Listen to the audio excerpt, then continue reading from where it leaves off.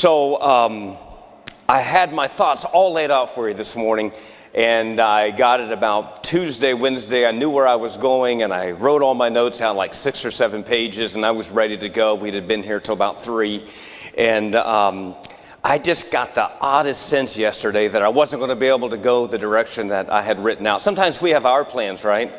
And then God has his plans. And even when we know that, sometimes we try to convince God that our plan's better. Like we're really intelligent. And so I just knew yesterday I got up and did some work in the yard. I hate yard work. Can I get a witness on hating? Yeah, right.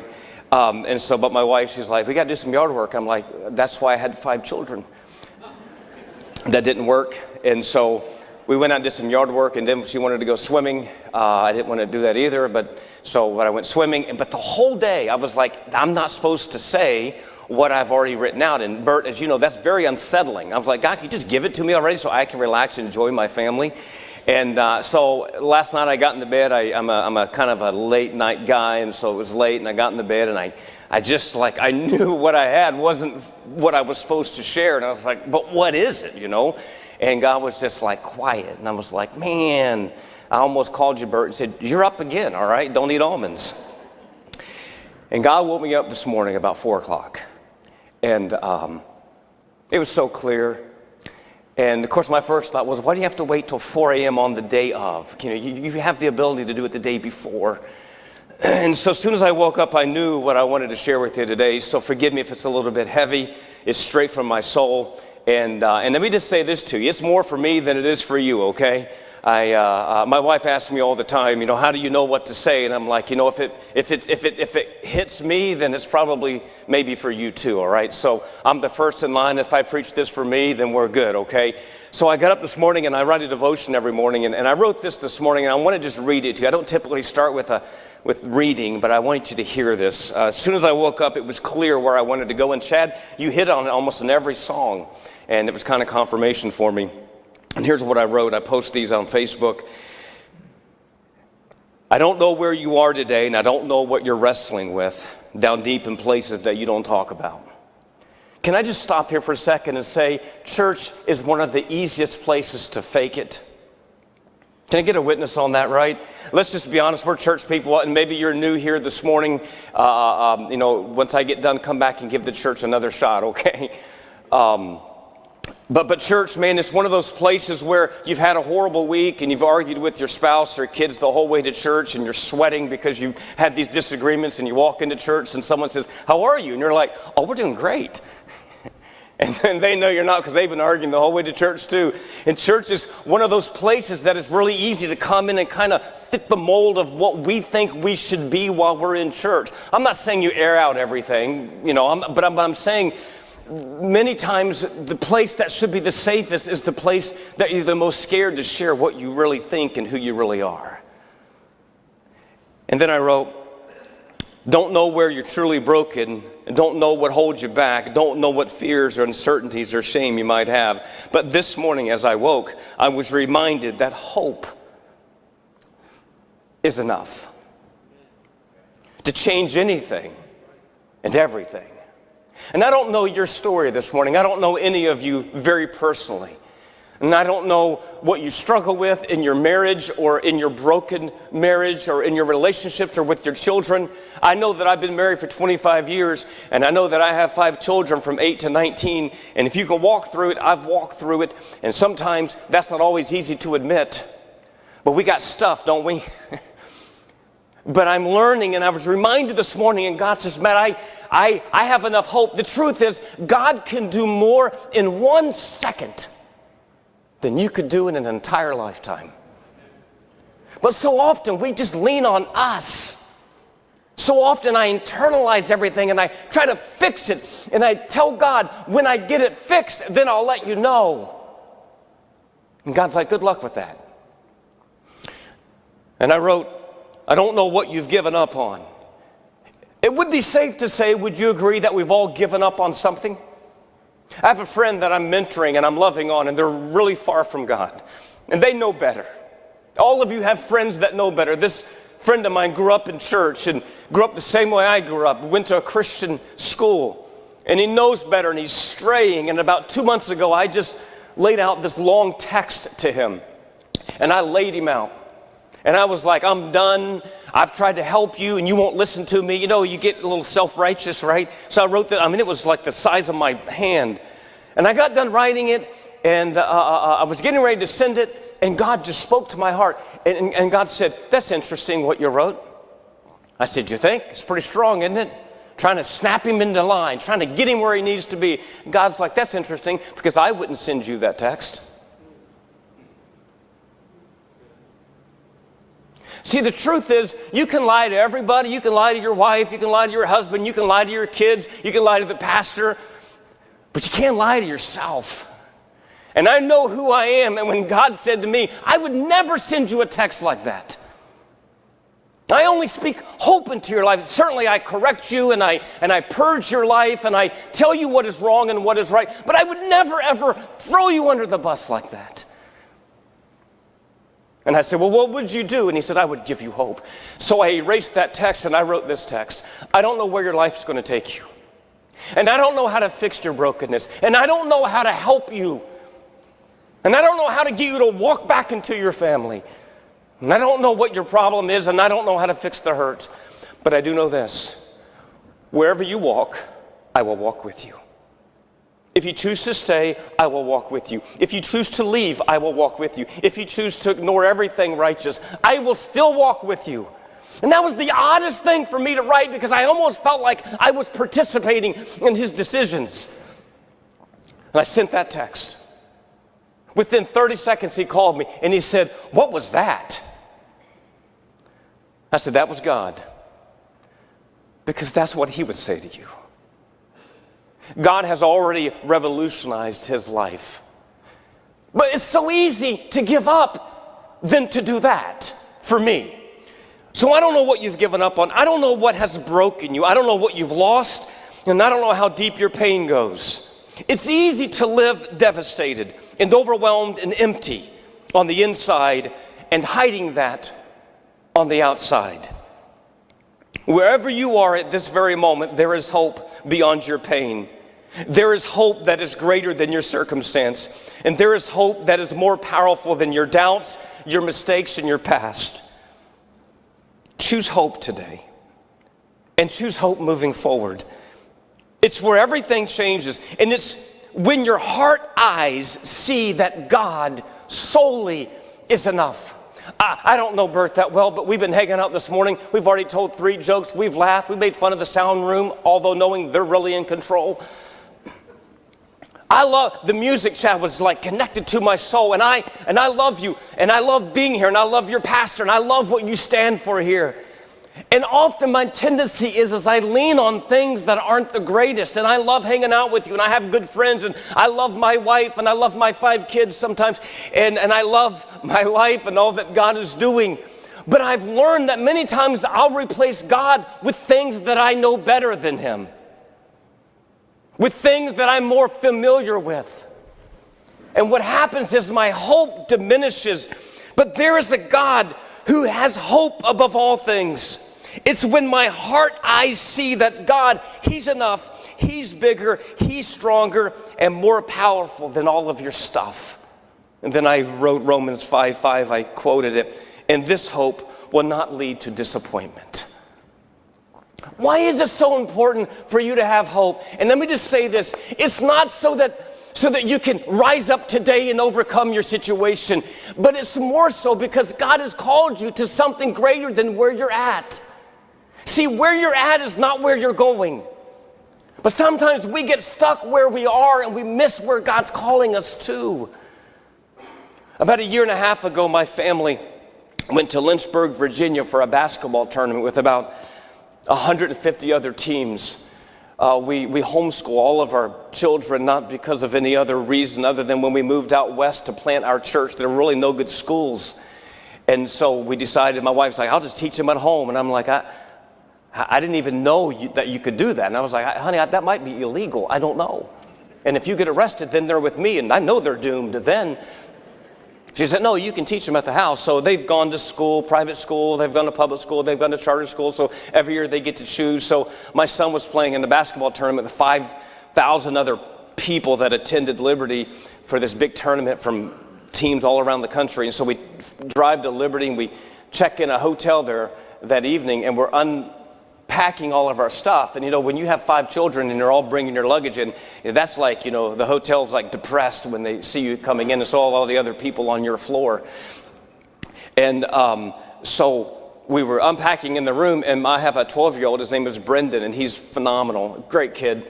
He's very analytical, like extreme analytical. So we're unpacking, and all of a sudden he's like, Dad.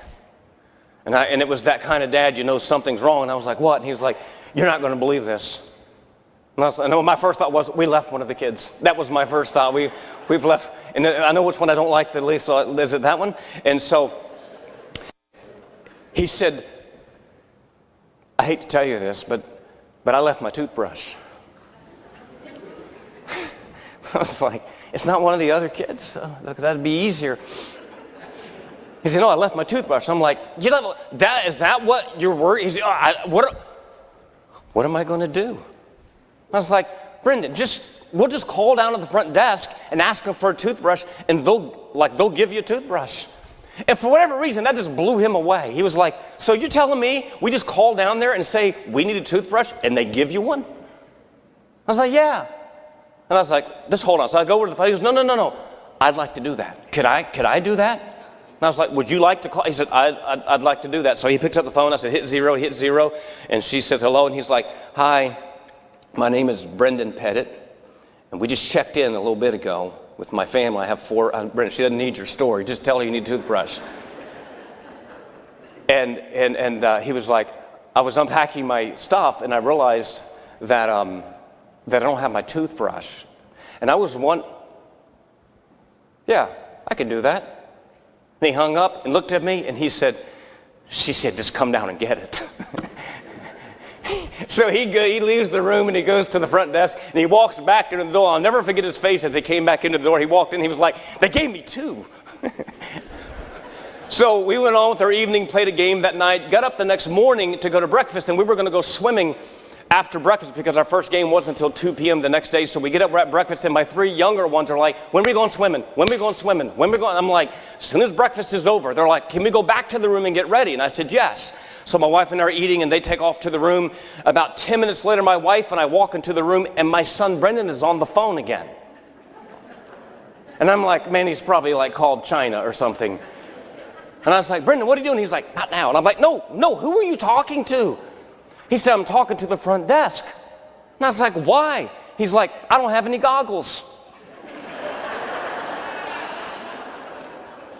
And I was like, Brendan, they're not going to give you goggles. It's not a store. It's like deodorant or toothpaste or toothbrush. They're not going to. And my wife's like, Matt, let him. I said, no, I'm not going to let him embarrass himself. Brendan, they're not. He said, Dad, hold on. Okay, great. She's got 3 pair waiting on me. And he walked out the door, and I was like, what? So then I went and called I was like, you got cars or anything like that?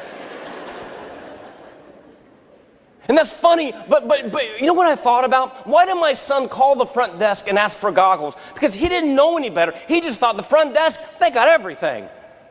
So I'll call. I would have never called and asked for goggles. Matter of fact, I was being like, don't do that. But he, in his young, childlike thinking, man, they have toothbrushes, they must have goggles and whatever else I may need. And the truth is sometimes we become so familiar with God, we stop asking because we stop really believing. Unto him who is able to do exceedingly abundantly above all that I could ask or think, according to the power that works in me, to him be glory and power.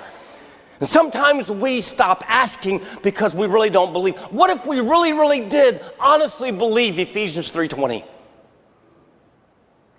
What if we were bold enough to call God and say, God, I just want you to know that if you would change this, my life would radically be different. And all of you have things that you're dealing with right now that if God would change it this morning, it would radically change your entire life and your outlook on life. And my question for you is, when is the last time we earnestly asked? I just came off of 75 days of praying and fasting, and I'll share some of that tonight. Do not miss tonight. I'm going to share stories of redemption and restoral tonight that'll encourage you. And I just came off of a 75-day self-plan that I did, and it changed me forever. exposed me for who I was. And God really cleaned my heart up. It was good. I'll tell you about it tonight.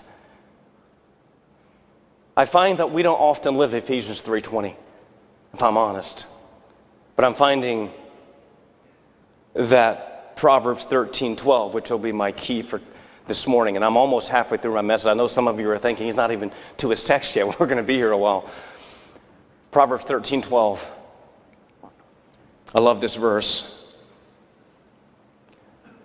Hope deferred makes the heart sick.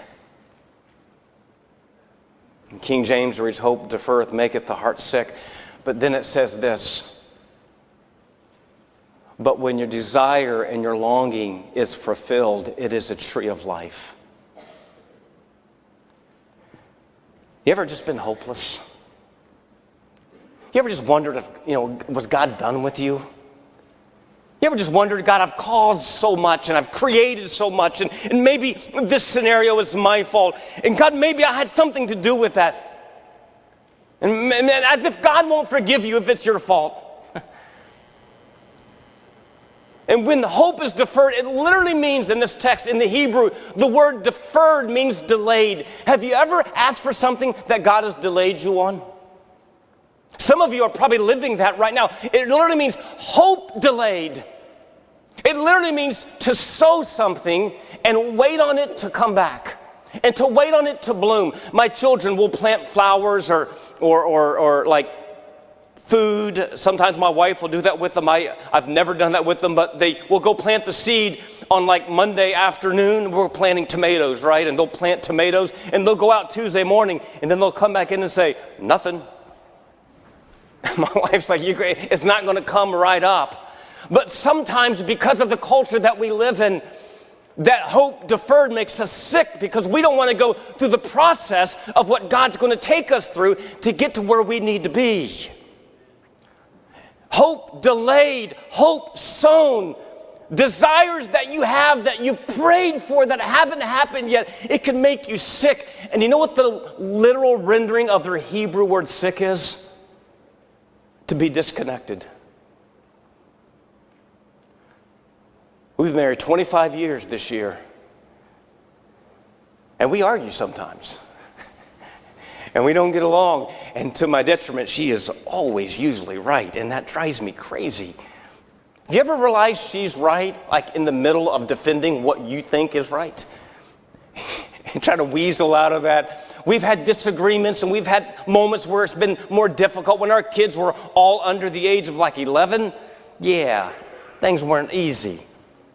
But it was never about a broken relationship. It was sometimes just about being a little disconnected. Because when things aren't going well, you tend to stray away from the truth, from what is healthy. And here's what I find ironic, and I want you to hear that. This is so important.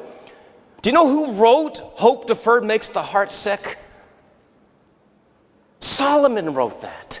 You know what my first thought was? What a paradox. Here's a guy who is worth at his height over $5 trillion. Personally, what do you know about not having hope?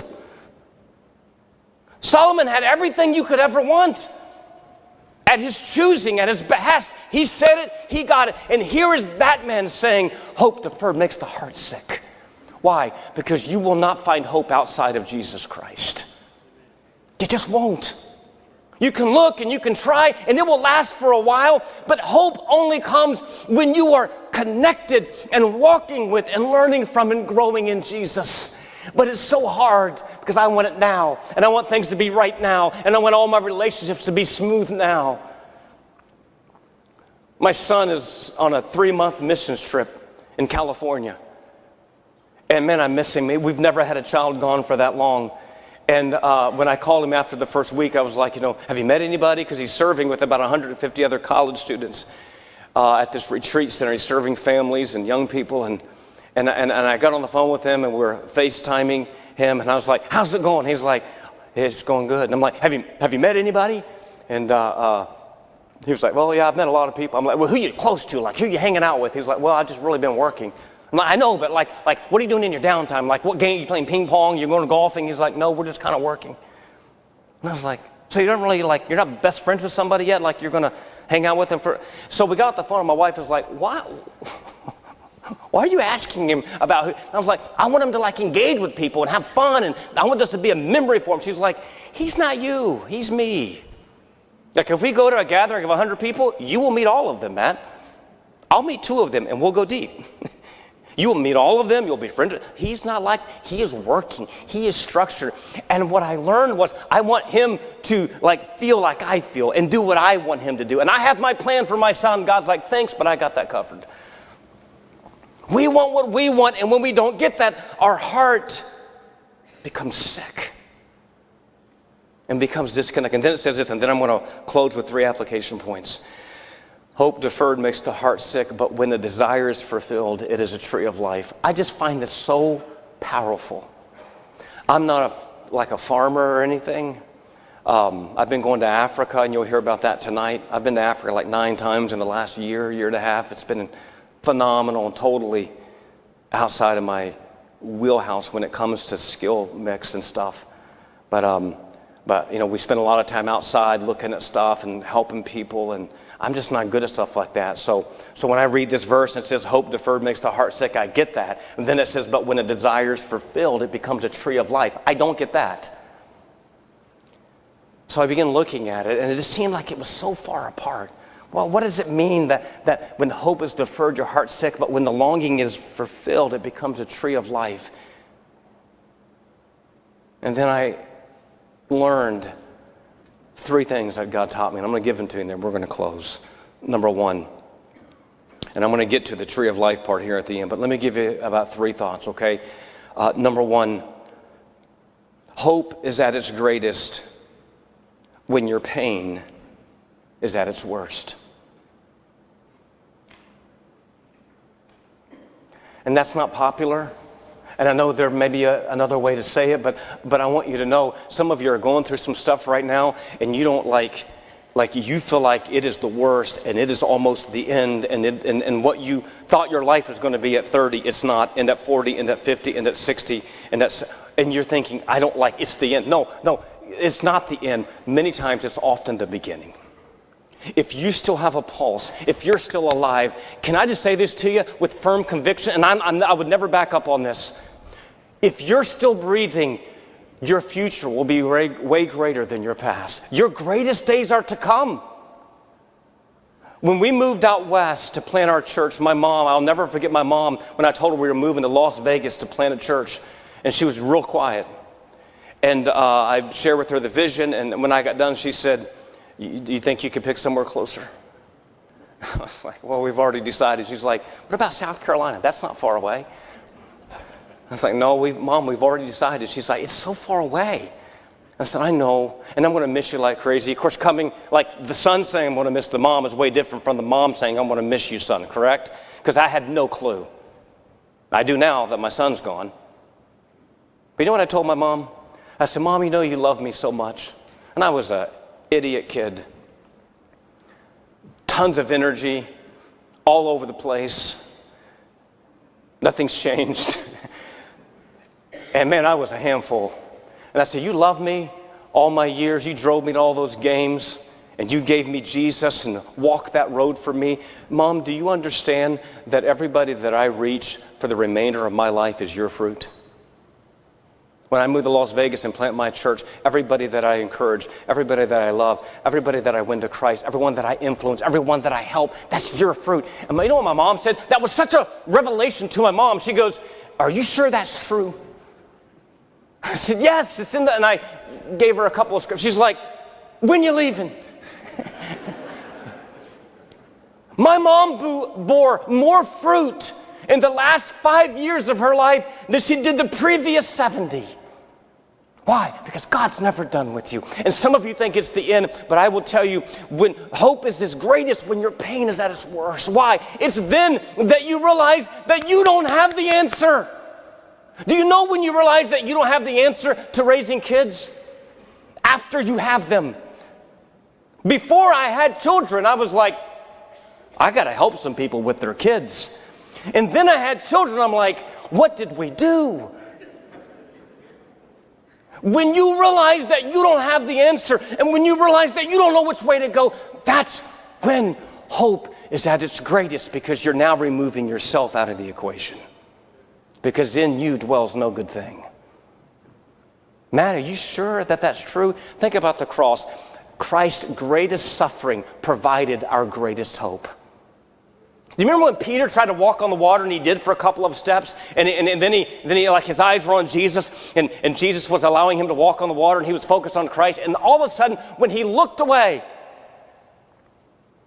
he began to sink. Don't you find it ironic that he didn't attempt to swim back to the boat? Don't you find it ironic that he didn't, he was a fisherman. You would think he would know how to swim. His first reaction was, Jesus, save me. In other words, no pun intended, but I'm way in over my head and I need your help. The truth is, some of you are in a place where you think there's no hope for you, and the truth is, the greatest hope for you is now present. And God will bring so much from your pain and so much from where you are that you could never, ever describe it in human terms. There's hope for you. Number 2. And this one is the one that's the most convicting to me. Number 2. Many times we're asking God for answers when the truth is He's just trying to give us a future. Now I'm going to hang on to that one for a second. After we had children, I realized that I had more questions than I did answers. Same for my marriage. My wife and I have a great marriage, and we love each other, and we laugh, have fun. Man, it's hard.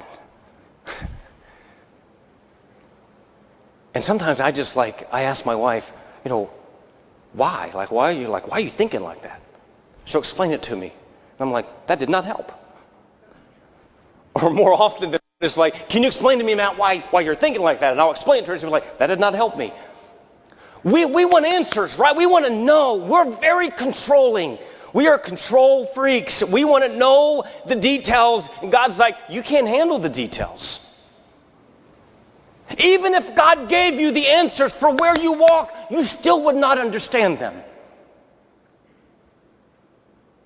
Even if God explained to you the Trinity, or explained to you that He never had a beginning, it still would not compute in our fallen hearts. And many times we want answers, and God's like, answers won't help you. They will create more answers. What I'm trying to do for you is build you a future that is rooted in faith.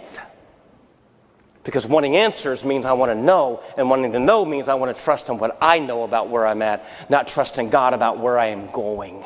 Answers are about now. The future is about where God's taken you. For I know the plans that I have for you.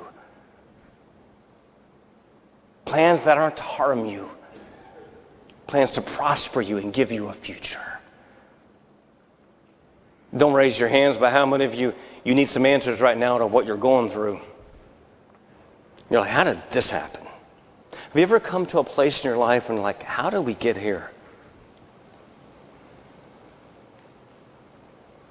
I grew up in a very Christian home that ended up being a very broken home. And I often wondered, how did we get here?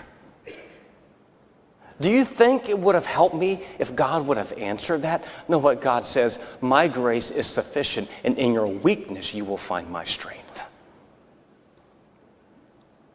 Let me give the last one, and then I'm going to share a quick story, and then we're going to pray. Thank you for the way you're listening. Number 1, your hope is at its greatest when your pain is at its worst. Number 2, you're asking God for answers. He's just trying to build you a future. Futures aren't built on answers, they're built on faith. Number 3, more often than not, God breaks you before He blesses you. And I don't like that one. The first one's my favorite. The second one is very convicting. The third one I just don't like. Why does He do that? Why does He break you first? When my oldest son was born, he was 3 pounds. And when he's your first, I didn't know that was abnormal. Like when we had him, And I wasn't much. Like, I didn't think we were going to have any children. Like, I was like, let's just be married and do life. My wife's like, I'd like to have 4 boys. And I was like, I would not. And so our first one came along, and I had never held a baby, right? I'm 20-some years old, mid-20s. I'm like, I don't know. Like, I don't hang out with babies. When I see babies, I would go the opposite direction. My wife's like, oh, you ought to smell this baby. And I'm like, no, I smell them from over here. So when he was born and he was so little, I didn't even like think about it. I was like, oh, he's so beautiful. And the doctor took him from me and they left. And I was like, where is he? And they're like, well, he's in the NICU. I didn't even know what that meant. I was like, I don't even know him. He's like, no, he's kind of small and we're doing some tests. I was like, oh, is everything okay? And it's like, we'll let you know. Well, that like floored me. And I remember 3 weeks, my son, he wasn't sick, he was just really small. We took him home at 4 pounds, which was so little. And during our 3 weeks in the NICU, there were 4 rooms. The first room was like they're really serious, and the second room is they're stable, but it's still serious. The third room is they're better and they're stabilized. The fourth room is they're about to go home. By the time I got to the 4th room, do you understand how many families I saw come in with newborn babies that were sick? How many dads I saw scrubbing up every day, 4 or 5 times a day. And I remember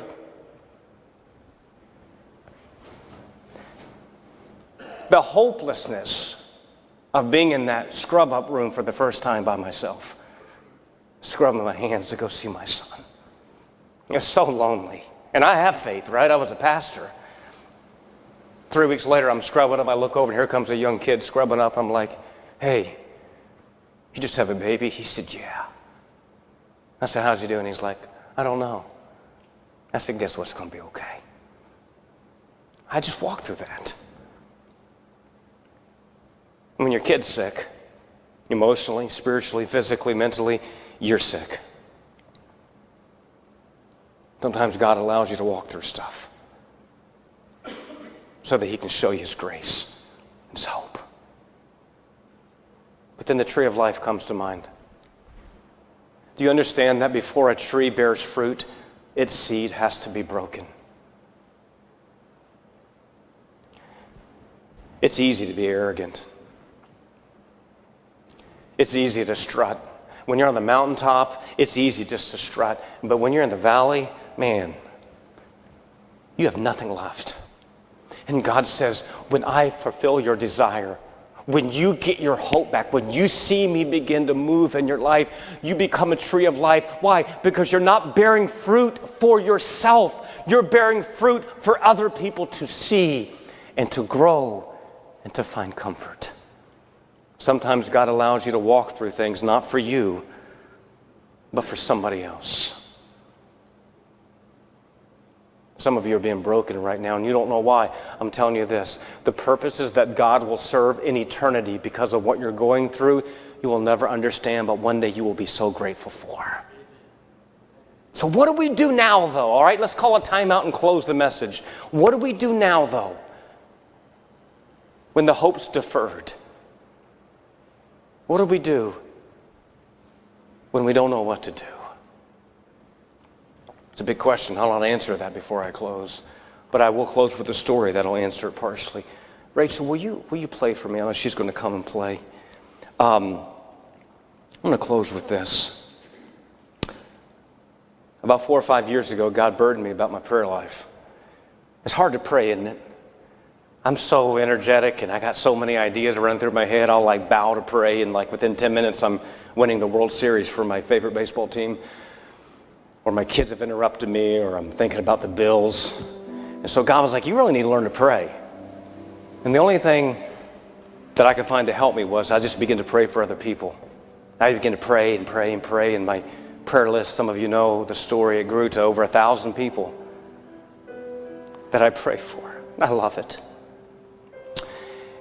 And every day I'd add somebody. I said, God, who do you want me to add? And every day God put somebody on my heart to add. Some of you in this room on my prayer list. Your staff, your pastors on my prayer list. But every day in those early 6, 8 first months, God, who do you want me to add? He would give me, like it would like be immediate on my mind. I would add somebody to my prayer list. one day I got up and I was like praying, and I got done. I was like, God, who do I add today? He said, don't add anybody. And I was like, okay. That hasn't been the plan, but okay. He's like, today I'm going to give you a divine appointment. And I was like, I mean, he didn't speak to me audibly, but that was what I felt in my heart. I was like, what do you mean you're going to give me a divine appointment? He's like, you're going to meet somebody, and that's who I want you to add to your prayer list. Now, I grew up Baptist, okay? I am a Baptist. So divine appointments and Baptists, they don't, like, it doesn't go together, okay? I almost felt like weird. So I got up and I was leaving to go to work, and I told my wife, hey, I didn't add anybody to my prayer list. God's going to give me a divine appointment. My wife was like, okay. So I left the house, and on my way into work, it's about 8:15, I stopped at Sheetz. Most of you call it a gas station. I call it a restaurant, okay? So if you haven't been to Sheetz, then you're probably not even a Christian. So I stopped in at Sheetz, and there's like 9 lanes, gas lanes, and I'm putting gas in my car. And I forgot about my prayer and all that.